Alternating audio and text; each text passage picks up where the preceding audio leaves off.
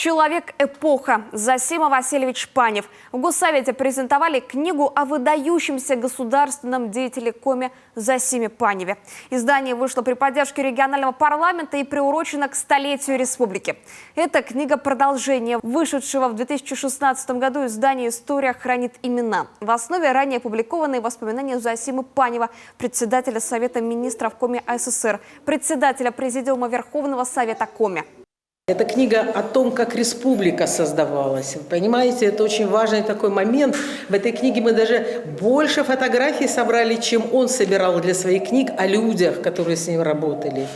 И поэтому для нас это такое важное очень событие, потому что хочется сказать, что не надо забывать о людях, которые создавали республику. Тем более вот послевоенные эти годы, вот папа в 50-м году возглавил Совет министров, это же годы невероятные для страны в целом, а для республики тем более.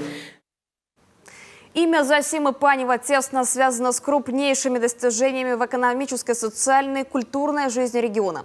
При нем построена железная дорога Микунь-Сыктывкар, освоено месторождение нефти, возведен гигант на Вычегде Сыктывкарский ЛПК, открытый республиканский музыкальный театр, Сыктывкарский университет и республиканская библиотека.